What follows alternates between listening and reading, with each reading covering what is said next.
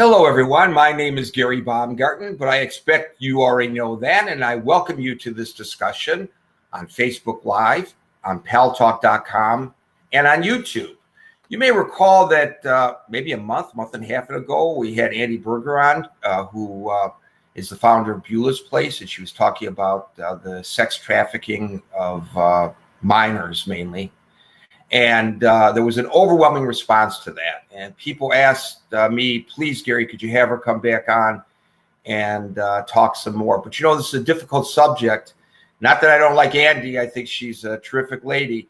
But it's a subject that I don't want to have to address too terribly often because it's a downer. But now Andi is involved in an international effort because this is a global problem, to stop the Jeffrey Epsteins of the world and his gal pal, Miss Maxwell, who are still out there, still predators, still preying on children. And the only way to really stop this, because if you recall with Jeffrey Epstein, he put people in a plane and took them offshore. So this is something that crosses not just state lines, which the FBI addresses domestically here in the United States, but it also crosses international lines. And now Andi is on the forefront of an effort to get people all around the world to join together and to share their resources and to figure out what we can do to stop this problem. Andi Buerger, welcome once again to our discussion on Facebook Live, paltalk.com, and on YouTube. Well, thank you, Gary. Again, a privilege to be here talking with you today. The privilege is all mine, and I'm sure my listeners and viewers will say likewise that it's a privilege to have you. Andi, now it's kind of interesting because it's hard to bring people together in one place for a symposium to discuss these issues. But now we have the coronavirus, and although obviously we don't want it, it's horrific, it does give us an opportunity, because people are used to doing what you and I are doing, hopping on their computer and having a conference virtually. And now it's very easy for you to bring all these folks together. Tell me the inception of this and exactly what you're going to be doing in a couple of days. Sure. Well, it began last November. I don't know if you remember when we had a big meet on Capitol Hill last November. It was called Alliance to Halt Human Trafficking at the time, but then we found out another organization who had that name or a similar name for a longer time. They asked us if we could change. So we said, sure. We don't want to cause problems. So we are now Voices Against Trafficking. So officially we became the new name in January of 2020 this year. But basically the same group of people that met up on Capitol Hill with me in last November are the hub of this new organization. And basically, Gary, Voices Against Trafficking is an organization where anybody, any single person, any single organization, nonprofit leader across any country globally can be part of our hub, because collectively we're going to be more powerful against predators and against traffickers than we are just as Andi Buerger and Beulah's Place, or someone else with another organization. If we're collective and united, we have a lot more clout. And so this Wednesday, next week, we are going to host our first Voices Against Trafficking Forum. And boy, do we have a lineup, I have to tell you. Our goal, one of the goals, of course, is to create greater awareness of not just the U.S. climate for human trafficking, but other countries like Mexico and even Italy. We have, representatives from the Vatican who are going to be speaking. We have representatives from the White House. We have members of Congress on both sides. Everybody wants to do something about this. But now we have a way to collectively hub them, like the hub of a wheel, where you're a spoke and I'm a spoke. And eventually, next summer, our goal is to have 1 million voices against trafficking just in the U.S. Well, we need to obviously project this and amplify this and let people know what's going on, because you need not just me, you need more bully pulpits than just my audience. I just want to go through, you mentioned the Vatican and members of Congress. I have a long list. I'm not going to go through it all, but I just want to underscore how serious people are taking this particular conference. We're not just tilting at windmills here. The State Department is involved, the National Center for Missing and Exploited Children, Homeland Security, the Justice Department, the Salvation Army, Columbia University, and as you mentioned, and this is perhaps most amazing of all, members of both sides of the aisle in Congress. We can't get people in Congress to agree on anything, but I think humanity takes over when it comes to this issue, and probably every one of those members of Congress, we call them representatives for a reason. They have people, their constituents, who are reaching out and asking for all kinds of help, and I know they've all been touched by members of their constituency who have reached out to each member of Congress to say, hey, this tragedy has occurred in my family. Please do something about it. Absolutely. And here's the thing. Somebody always knows when a child is being abused, or when someone, is doing something they shouldn't. Whether we have the courage to speak up and say something is another thing. But with Voices Against Trafficking, we're going to launch the Add Your Voice campaign, so that maybe somebody out there doesn't have a lot of time, or they don't have a lot of money. They want to be part of the solution. Maybe they just want to feel good about helping. Whatever it is, we want to log, their name in as, hey, I'm a voice against trafficking. I want to be part of this human rights movement, because victims, their rights have been obliterated, whether they're abused, they're trafficked, they're sold, they're a labor, indentured servant.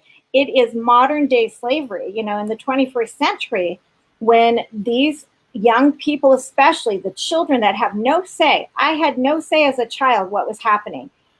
They do not have a way out. If they don't die during their trafficking experience, we need a way to bring them back into community with the right kind of care, with the right kind of mental health services, with opportunities for them to give back, as I have chosen to do. And it's a long, long road, Gary, as you can imagine.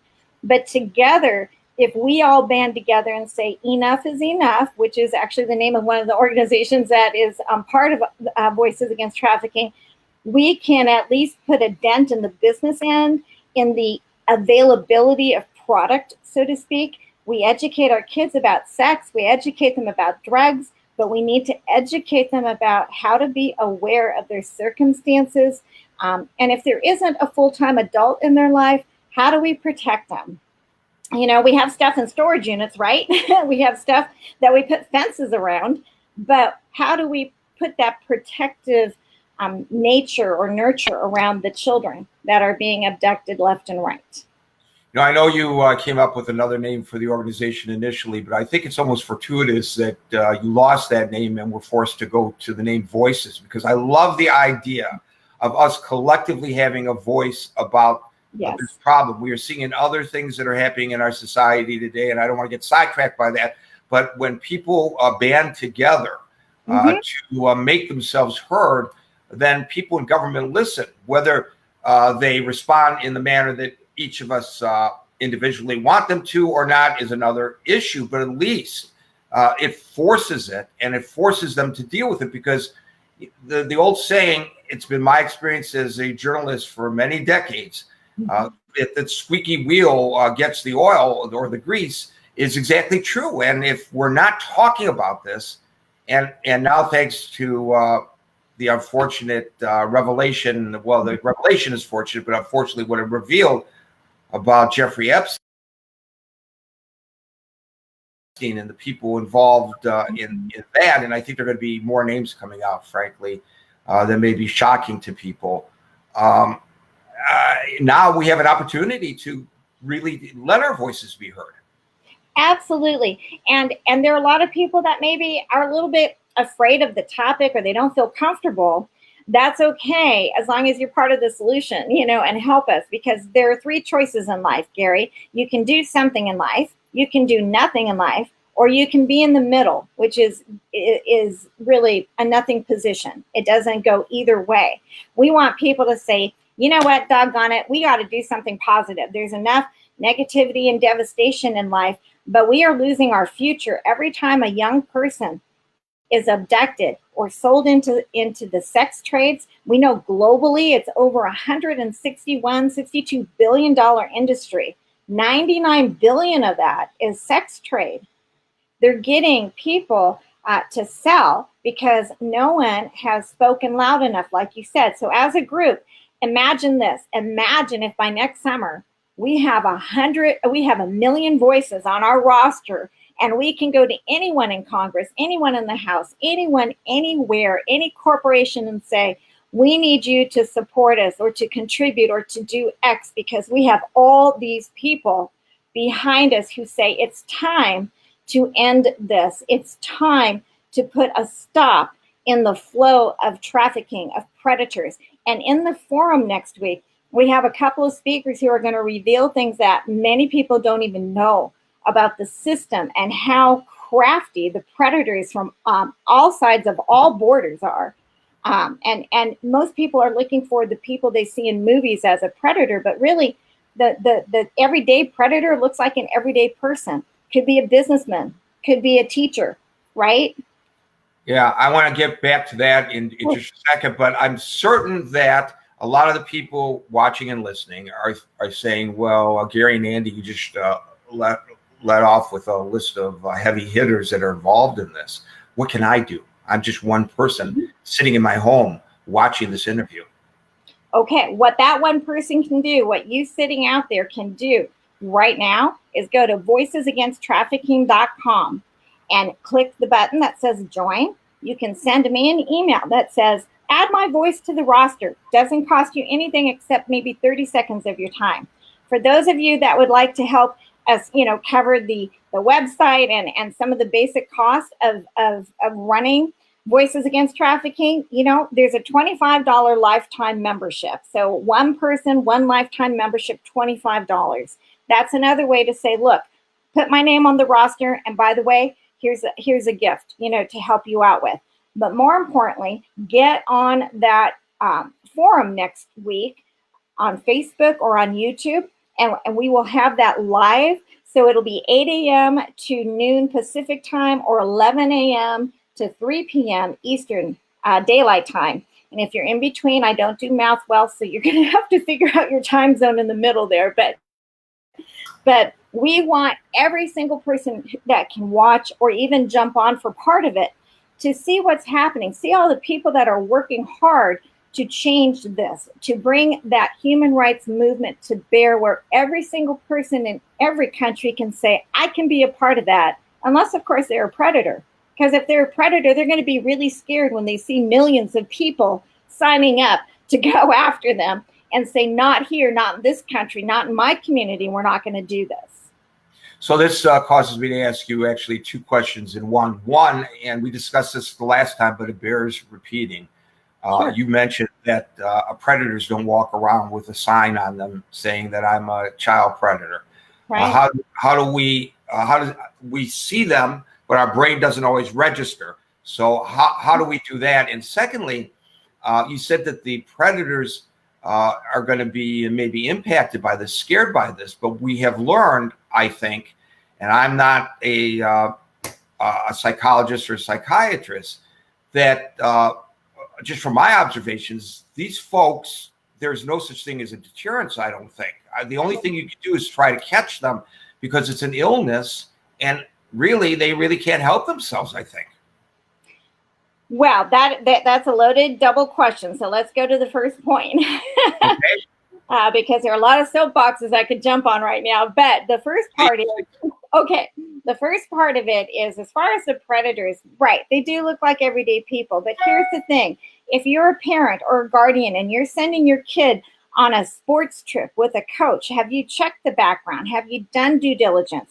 Even at the university level, a lot of things happen because no one's taking the time, where it's like, oh, well, maybe, my child will be the next, celebrity or the next sports hero or whatever it is. And we let some things slide because we're hoping maybe everybody wants, that dream.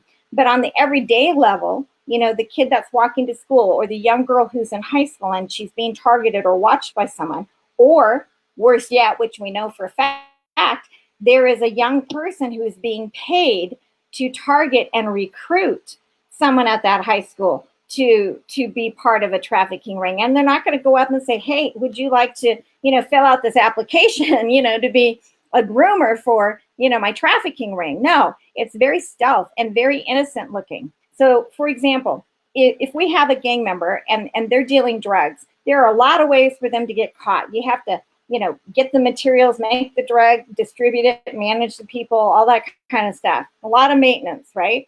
But if it's a gang member who says, hey, Jane, his girlfriend, let's say, why don't you come over to my house tonight? Or I'm having a little party.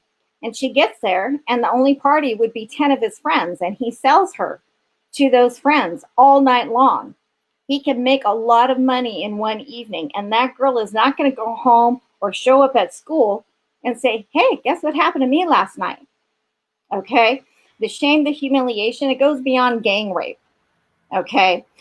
So now, for the other part of it. Deterrence, right. Thank you.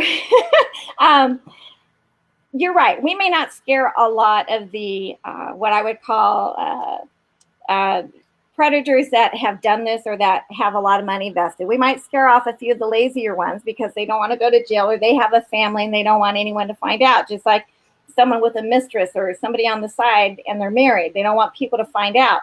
But what we can do is maybe cut into the business end or make it harder for them to cross our border or harder for them to get our children, and to know that they will be severely punished. In my opinion, having been a victim, they should lose every right, be in solitary confinement the rest of their life, and never let out till they die. But that's me, not because I don't have a forgiving heart, but because they have stolen something that can never be replaced, which is innocence, not to mention the violations and everything that that victim will pay for until the day they die. Well, to my point about the fact that some of these people can't control themselves, why would you allow them back into society? Normally, the idea, and that's another subject altogether, about our penal system, which we now call the correction system, which I believe is a misnomer anyway, is that sooner or later, they're going to realize this is not where I want to spend the rest of my life, and they're going to get out. And they're not going to be ripping and running on the streets. They're not going to be robbing. They're not going to be snatching purses. They're not going to be robbing banks. They're not going to be assaulting people, whatever it may be. Fine. So eventually, maybe it's safe to allow some folks back out on the streets, but not when it comes to the sexual predators. This is a real problem. And I know we want to balance things out. We want to be fair to the accused and the convicted. I agree with all that. But if we know statistically, and we know scientifically that when they get out of prison, they're going to do it again. They can't help themselves. We've got to find some kind of a confinement for them. It may not be behind bars, but it has to be away from the rest of society. That's my thought on it. What do you think? Well, there's a lot there, but what I will say is it's interesting how the predators and those who terrorize and victimize children, young adults, want their rights protected. They want, the lawyers, they want everything afforded to them. But what did they give those victims? Did they give them a chance? Did they allow them to have a choice? They didn't, and when there's abduction involved, or even so, like in other places where families will actually sell their children because they'll get money to feed the rest of the family. I mean, there are things I could say, but it would be so revolting. And all I'm saying is, you're right. There are some people who commit acts that possibly do change their ways because they don't want to be in prison. But at the end of the day, if you have a Jeffrey Epstein or you have a Robert Kraft or you have anybody that does something so heinous, time after time after time, it's not an oops. It's not I'm doing this because I was abused. You know that from the beginning, not at the end, not when you get caught. Some of the excuses and the things that predators have said are absolutely mind-blowing. They're almost stupid, but people buy it like, they should be given a second chance. But what about the victims, the trail of bodies that the predators leave? How do you address that? How do you give them back? How do you give them their sense of dignity? That's something that can't come back to them. So if it's irreplaceable, do you want to risk having that person out? Now, in Epstein's case, he had a lot of protection. He had a lot of people covering his tracks. and, go down the line of however many people it took to run that operation, which it really was. It was a sophisticated operation of bringing people who would pay or give something of equal value in return for the opportunity to do things they knew were illegal and not right morally. I mean, at some point you have to say, if you're a 45-year-old man is having relations with a 12 or 13-year-old girl really natural, really normal? I don't think so, but that's me. You mentioned Andi Buerger, the founder of Beulah's Place and one of the founders of Voices Against Trafficking, about how the children are groomed, and in the Epstein case, it is alleged that his gal pal, which I think is almost more reprehensible than what he did, that a woman would recruit children for that kind of victimization at the hands of men. It's Derek DeGavin. Is that his name? The fellow who talks about how to protect ourselves. I read several of his books, and he talks about children, if they are being abducted, they should run to a woman, because a woman has maternal instincts and will protect. And in this case, the woman was. But what I want to really talk about in my last question, because we're running out of time here, Andi, is what is it that causes, because we know a lot of names of very famous people have been associated with Jeffrey Epstein. I'm not going to accuse anybody of anything. They will have their day in court, I hope, if it's true that they did. But we're talking about very powerful people that we look up to and respect, at least their positions. How the hell do they get recruited into this kind of debauchery? How does that even happen? Because you would think that anybody in that position there would be a red flag right away, that they'd be on the phone to somebody. They've got the power to do it. They could shut it down right now. But instead, they get sucked into it. I don't understand this. And I think a lot of people don't. It's a vortex. It's like a big vortex, either of power, of money, of greed. And here's the thing. Anyone out there listening, have you ever been tempted by something? Okay. If you're trying to diet, are you ever tempted by dessert, right? If you're trying to get a date or something, are you tempted to do things you might not normally do? We used to tell kids, when you're tempted to do drugs, just say no, right? But as we grow older and more powerful, like you said, some of the figures that might have been involved, but on any level where there's power or there's money, there's always going to be the propensity for that temptation to manifest into reality. Now, that's a choice. See, in my life, people were like, wow, how come you didn't become like the people that violated you? I was trafficked from 6 months to 17 years old, with my birth mother being the primary sexual predator, talking about females, with no maternal instinct. But at any rate, I had to make choices every moment of every day to not be like that, to not give in to temptations. I was offered drugs all the time. The only reason I didn't do them, Gary, not because I'm a saint or Pollyanna, but because I knew the minute I tried one and I liked it, I would never give it up, and I would self-medicate until I died. So the choice was all or nothing for me. In my view of life, those people need to make that choice. Well, that's very, very heavy stuff, especially your personal experiences. And I don't know how you manage to dip into that so often publicly. It's got to be very painful, even though it helps the rest of us by doing so. So I want to thank you, Andi Buerger, for all the work that you're doing. And I think this is just terrific that folks are getting together. Once again, it's called Voices Against Trafficking. And tell people how they can log on Wednesday if you're watching live this coming Wednesday. Absolutely. Go to facebook.com/Voices Against Trafficking, or our YouTube channel, Voices Against Trafficking. That day, as soon as we open the forum, it will go live on both of those platforms so people can watch it. Also, we'll record it. And again, if they want more information, they can go to voicesagainsttrafficking.com. And on our website that day, they can click a button which will immediately connect them to the Facebook page. And they can also click join and say, hey, add my voice. I want to be part of the solution. Well, normally I'm not an advocate. I just interview people, but in this case, I'm going right now to the site and I'm clicking on join. Andi Buerger and everybody else watching and listening should do so as well. There, I told you guys what to do, which is something I never do. Andi Buerger, thanks for joining us, folks. Everybody have a safe weekend. And as I like to say at the end of all of these discussions, peace out. Thank you.